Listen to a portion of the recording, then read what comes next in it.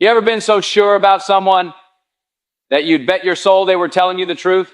Yeah, me too. And that's the thing about truth. It doesn't hide forever. It's like the sunrise. You can cover it, deny it, twist it, but it always finds its way back to the light. Tonight, we're not here to judge. We are here to reveal. Because when someone says she's lying, the real question is, are we ready to see why? You know, the funny thing about truth is it doesn't rush. It's got no reason to. It doesn't need your permission. It doesn't beg for attention, and it sure as hell doesn't need an audience. Truth has patience. It sits there, quiet, steady, unbothered, waiting for the noise to settle. Lies, on the other hand, they're loud. They dance, they sparkle, they sell you a story with fireworks and confetti. They try to keep you distracted just long enough so you don't see the cracks in the paint. But the truth, it's still there, underneath it all, calm as a heartbeat. See, when someone's lying, they try to control the narrative. They throw words at you like smoke, hoping it's thick enough to make you doubt your instincts. But deep down, something inside you knows. You feel it in the pauses between their sentences. You hear it in the way their voice gets just a little too sharp when you ask the right question. You notice it in the way their eyes don't quite meet yours. It's all there. The signs, the tells, the truth whispering through the cracks. The truth doesn't need to perform. It doesn't need to convince. It just is. That's why real honesty feels effortless. It flows, it breathes, it doesn't break under pressure. But a lie has to be maintained. It's like holding your breath in a room full of people, hoping no one notices you turning blue. And the longer they talk, the more desperate the story becomes, because lies always need to be fed. They're hungry. They demand attention. The truth doesn't. It's the quiet kid in the corner who doesn't need to shout to be heard. You see, Erika's problem isn't that she told one lie. It's that she tried to make it look like the truth was complicated. But truth isn't complicated, it's inconvenient. That's what scares people. Because once it's out, it changes things. It rearranges the story, shifts the power, breaks the illusion. People lie because they want control. But what they don't realize is, control built on lies is like building a house on sand. It looks strong until the first wave hits. And here's the thing.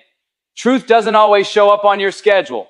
Sometimes it takes its time, lets you fall for the illusion, lets you play your part, but it always finds a way back to the surface. It might come through a slip of the tongue, a forgotten detail, a moment when their mask slips for half a second, but when it comes, you'll feel it.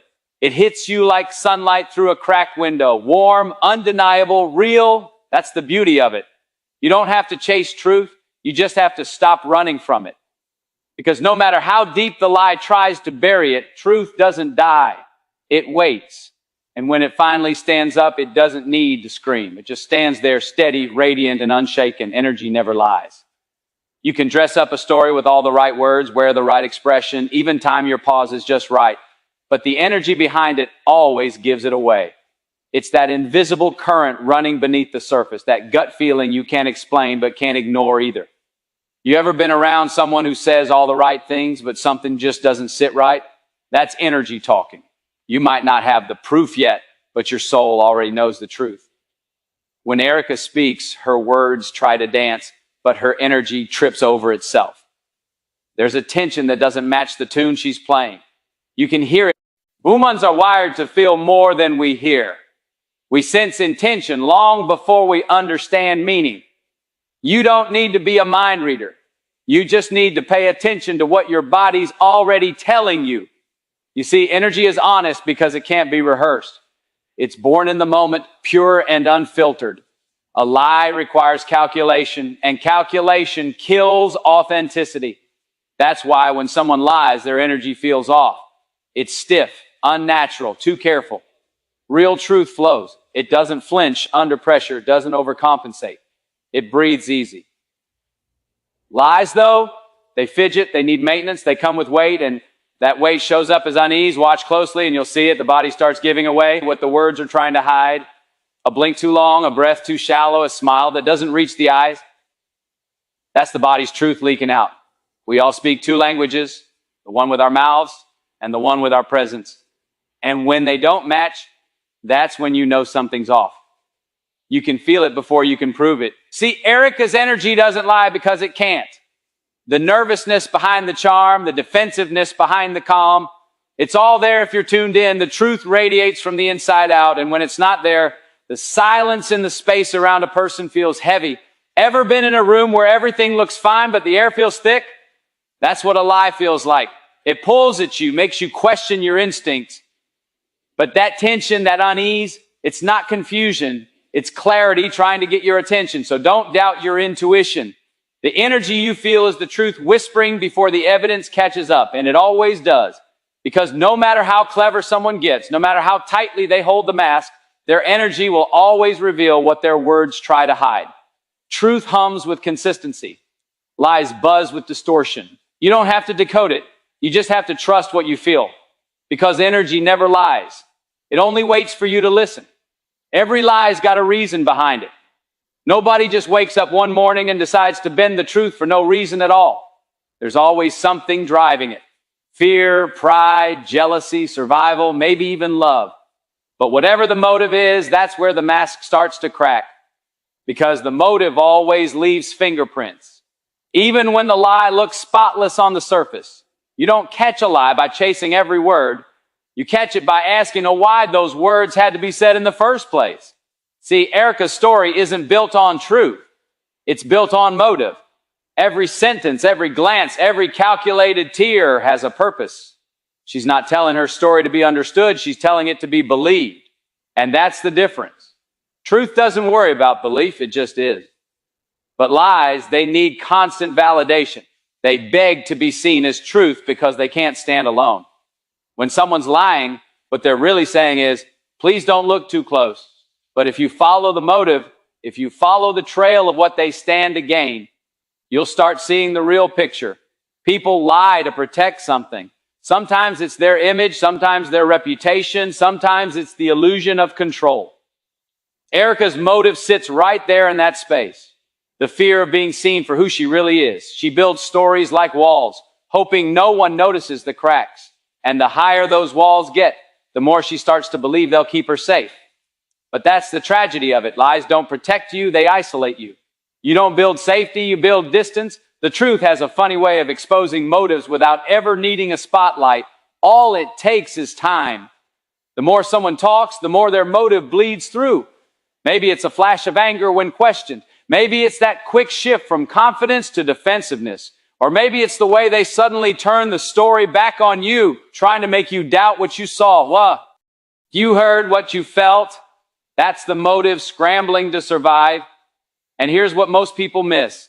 A lie doesn't have to sound evil to be dangerous. Some of the most convincing lies are wrapped in sympathy, told with a trembling voice, a soft smile.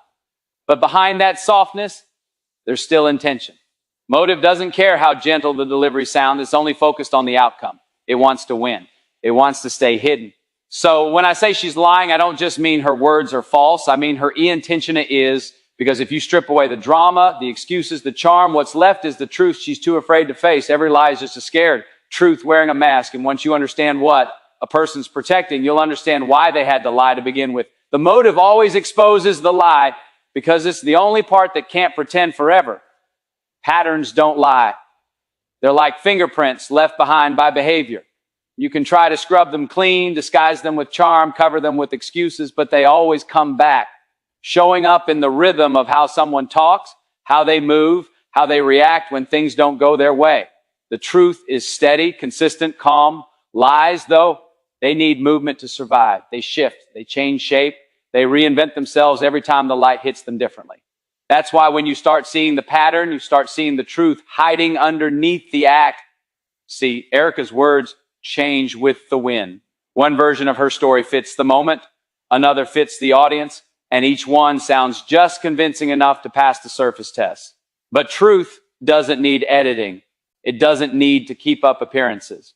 It's the same story told 100 times because it's real, it's lived, it's anchored in memory. When someone's telling the truth, the details might blur, but the essence stays the same. A lie, on the other hand, keeps rearranging itself to survive the next question. And that's when you start to notice the inconsistencies, the nervous clarifications, the sudden corrections, the unnecessary justifications. Patterns reveal what people can't hide forever. You listen long enough and you'll start to notice how they dodge certain questions, how they circle back to the same emotional script, how their voice wavers just enough when you hit the spot they don't want touched. It's not random, it's routine. Lies always follow a rhythm of defense, and truth always breathes in rhythm with peace. It's like music. You can tell when a note's out of tune, even if you don't play the instrument. Erika's pattern isn't just in her words, it's in her timing. Every time the truth starts to close in, she changes the subject, shifts the spotlight, turns the story around until you're questioning yourself instead of her. That's a move born of repetition. She's done it before, and it's worked before. But here's the thing about patterns. They may hide the truth for a while, but eventually they expose it. Because when someone lies enough, they forget which story they told to which person, and the cracks start to show. One version collides with another, and suddenly the smooth-talking confidence becomes tangled in its own web. You don't even need to catch every lie. You just have to notice the rhythm. Watch the way they respond when they're caught off guard, the way their tone hardens when you press just a little deeper. Patterns tell you what the words can't. They reveal the truth through repetition and contradiction, and once you've seen the pattern, you can't unsee it. You start to recognize it everywhere, in the pauses, the stories, the smiles that don't quite match the eyes. And that's when you know the performance is over. Because when the pattern becomes clear, the truth finally walks in without needing to say a word. Silence is a funny thing. People think it means peace, or maybe guilt, depending on who's listening. But silence has its own language. It speaks volumes if you're tuned in. You see, when the truth gets too close for comfort, silence becomes a shield. Some people use it to protect their dignity, others to protect their secrets. And Erika, well, she uses silence the way an artist uses shadow, to hide what she doesn't want you to see. The thing about silence is it doesn't lie, but it does reveal. When someone goes quiet right after being cornered with a question, that pause isn't empty, it's loaded. It's the moment where truth and fear wrestle. You can almost see it in the air, that flicker of hesitation, that calculation running behind their eyes. That's when they're deciding which story to tell next. People think lies are all about what's said, but the real giveaways are in what's been not said, the details skipped over, the moments conveniently forgotten, the things that should matter but suddenly don't. That's where the truth hides. Erika's silence isn't peace, it's pressure. It's the kind of quiet that hums like a wire about to snap. You ask her something that hits too close and she stops. Her breathing changes, her smile tightens, and that easy rhythm in her voice disappears. That's not calm, that's control. That's the sound of someone holding their breath, hoping you'll fill the space for them. But if you don't, if you just wait, steady, patient, eventually that silence breaks, and when it does, the truth comes leaking out between the cracks. I've learned that silence always has a reason.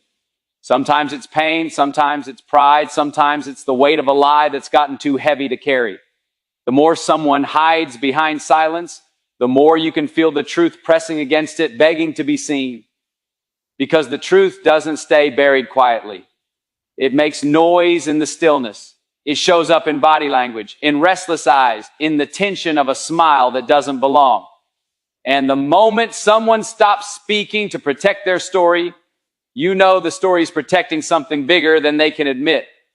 You can test it too. Ask again gently, change the angle, come back around, give them space. If it's truth, it'll show up the same every time, calm, clear, steady. But if it's a lie, that silence will grow heavier, thicker, harder to hold. Eventually, collapses under its own weight. Because pretending is exhausting. Keeping quiet takes more energy than coming clean ever will. Erika's silence isn't the absence of truth, it's the echo of it. It's the sound of someone trying to bury what refuses to stay hidden. And when you finally listen closely enough, you'll realize her silence isn't protecting her story anymore. It's confessing it. Proof doesn't need drama.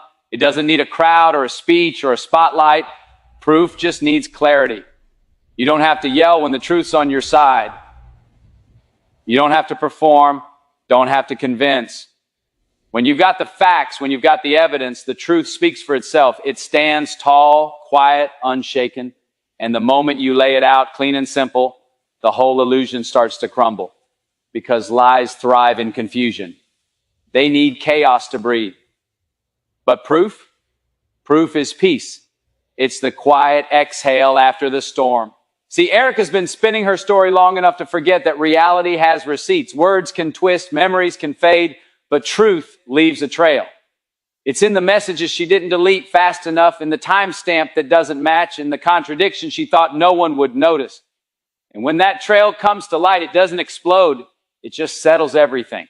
Because once the truth shows up, the noise doesn't matter anymore. You can feel it in the room. The energy shifts, the tension breaks, and the people who once doubted you finally see what you saw all along. Proof doesn't attack, it reveals. It doesn't humiliate, it illuminates. And when you stand there holding it, you realize something powerful. You were never trying to prove her wrong to win. You were trying to free yourself from the weight of the lie. That's what truth does. It liberates.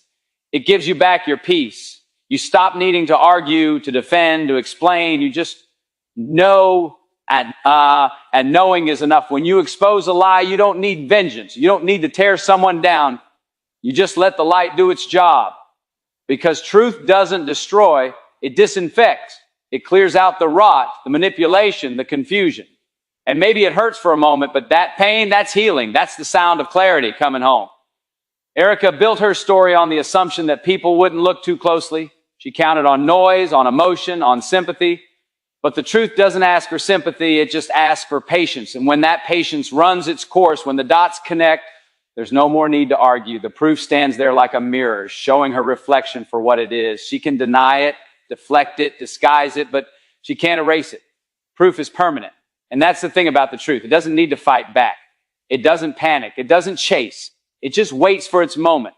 And when that moment comes, everything false falls apart effortlessly. Not with anger, not with noise, but with quiet certainty. Because the truth doesn't shout to be heard. It simply stands and the lies crumble around it. In the end, it always comes down to this. Truth doesn't need a defense. It doesn't need noise or anger or a crowd to believe it. It just be